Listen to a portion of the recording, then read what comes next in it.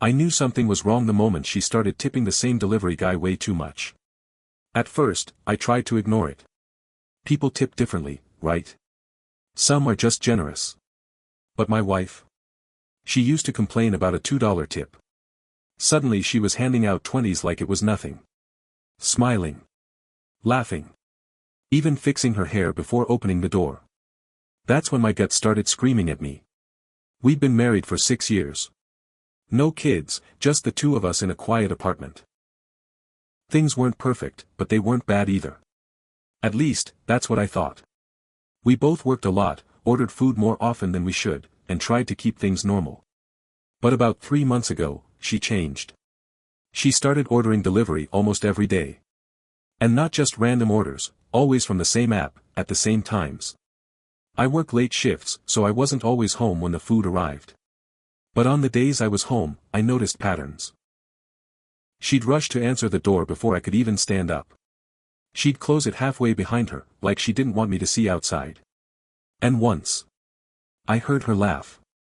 Not a polite laugh. Not the kind you give a stranger. It was that laugh. The one she used to give me when we first started dating. I asked her about it casually. Why are you ordering so much lately? She shrugged. I'm tired. Cooking is exhausting after work. Fair enough. Then I asked, why always the same guy? She froze for half a second. Just a fraction, but I caught it. What do you mean, she said. I mean, I've seen him a few times. Same dude. She laughed it off. It's probably just coincidence. Coincidence. That word stuck with me. Because nothing about this felt like coincidence. A week later, I came home earlier than usual. I didn't tell her. I just wanted to surprise her, maybe bring flowers, maybe try to fix whatever distance had grown between us. When I got to the door, I heard voices inside.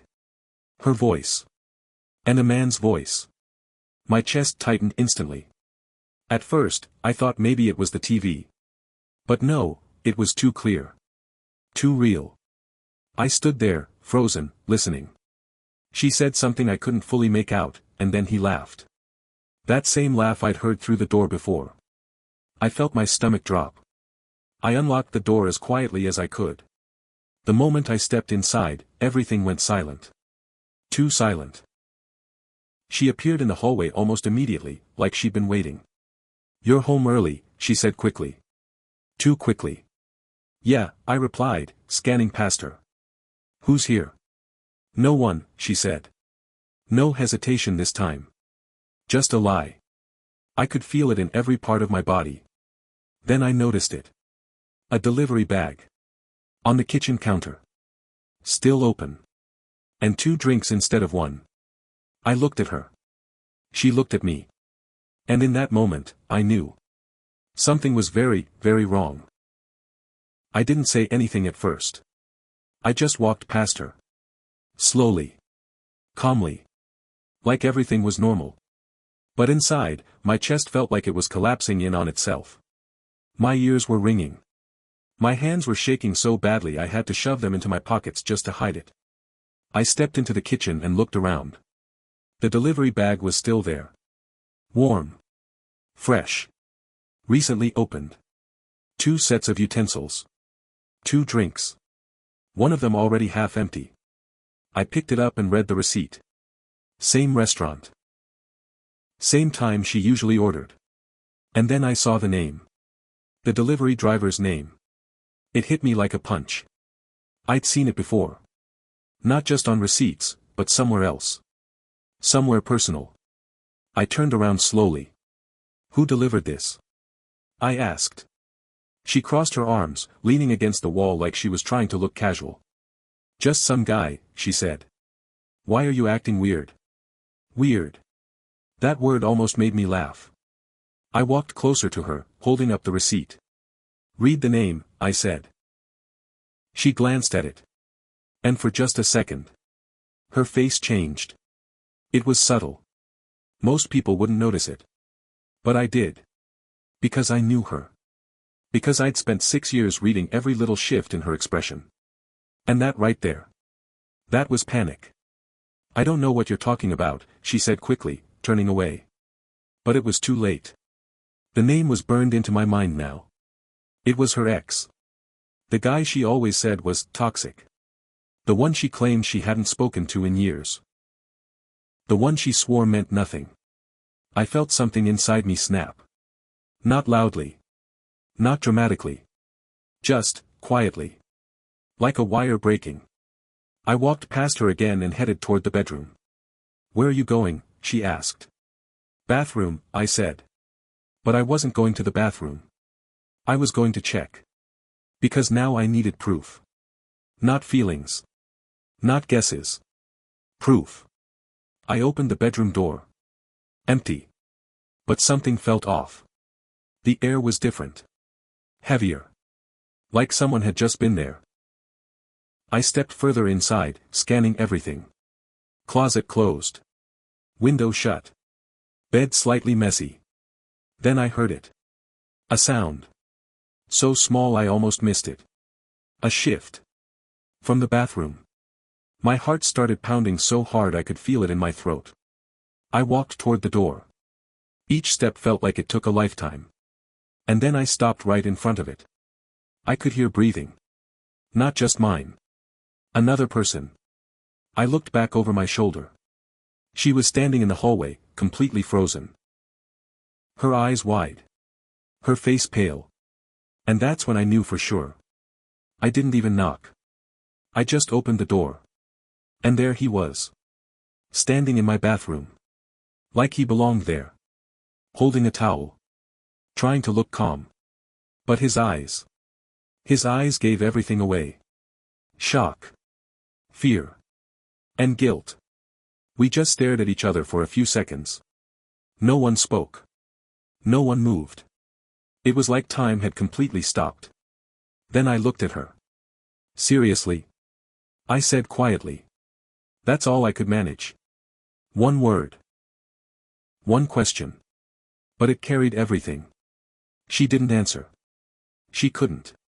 Because there was nothing she could say that would fix this. Nothing. The guy stepped forward slightly, like he was about to say something. That's when I snapped. Don't, I said sharply, raising my hand. Don't say a single word. He froze. Good. Because if he had opened his mouth, I don't know what I would have done. I turned back to her. How long? I asked. Silence. How long? My voice was louder now. Shaking. Breaking. She swallowed. A few weeks, she said. A few weeks. I almost laughed. Because that was a lie. I knew it. The daily orders. The same timing. The same guy. This wasn't weeks. This was planned. This was consistent. This was something that had been happening right under my nose. In my house? I asked. She didn't answer. In my house? I repeated, louder this time. Yes, she suddenly snapped, her voice cracking. Okay. Yes. I didn't know what else to do. I just stared at her. Because that response. That wasn't guilt. That wasn't regret. That was frustration. Like I was the problem. Like I had pushed her into this. I shook my head slowly. Get out, I said. She blinked. What? I said get out, I repeated. Both of you. The guy didn't argue. Didn't hesitate. He grabbed his things and moved toward the door like he'd been waiting for that exact moment. Coward. She stayed where she was. You're seriously kicking me out, she said. I looked at her. Really looked at her. And for the first time in 6 years. I didn't recognize her. You already left, I said quietly. You just didn't tell me. That hit her. I saw it in her face. But it didn't matter anymore. Nothing did. Because whatever we had was already gone. The door slammed so hard behind him that the walls actually shook. And then it was just us. Silence. Heavy. Suffocating silence. She stood there in the middle of the hallway, arms wrapped around herself like she was cold, even though the apartment felt like it was burning. I could still hear my own heartbeat echoing in my ears. You didn't have to do that, she said finally, her voice quieter now.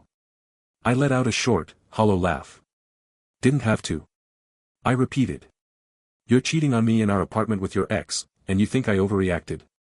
She flinched, but then her expression hardened again. It's not what you think, she said. That sentence. That stupid, predictable sentence. I dragged my hand down my face, exhausted. Then explain it, I said. Because from where I'm standing, it's exactly what I think. She hesitated. I could see the gears turning in her head, trying to build a version of the story that didn't make her look like the villain. He just started delivering in this area, she said. I didn't plan it. I stared at her. You didn't plan it?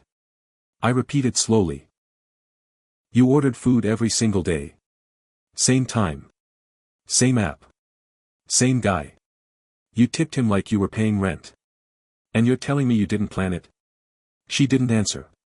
Because she couldn't. I stepped closer. How long have you been talking to him? I asked. She looked away. That's not the question I asked.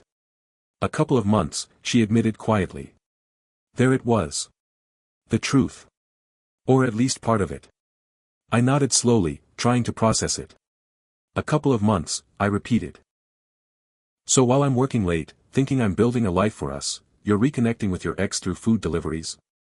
It wasn't like that, she said quickly. Then what was it like? I snapped. Because from my side, it looks like you turned Uber Eats into a dating app. That hit her. Stop, she said, her voice shaking. You don't understand. No, I said. You're right. I don't. So help me understand. When did you decide I wasn't enough? When did you decide this? I gestured toward the door, was better than your husband. She opened her mouth, then closed it again. Tears started forming in her eyes. But something about them felt off. Like they came too late. I was lonely, she said finally. You were never home. You stopped paying attention to me. There it was. The justification. The blame shift. I felt something inside me twist. I was working, I said quietly. For us. For our future. I didn't ask for that, she shot back. I asked for you. I stared at her. Because part of me understood that. But that didn't excuse this. You had me, I said. You just didn't want me. She shook her head aggressively. That's not true. Then why him? I asked. Why go back to someone you said was toxic? Someone you swore you were done with? She didn't answer right away. And that silence told me everything. Because he made you feel something again, I said. Her eyes flicked up to mine. And just like that. I knew I was right. I laughed again, but there was no humor in it.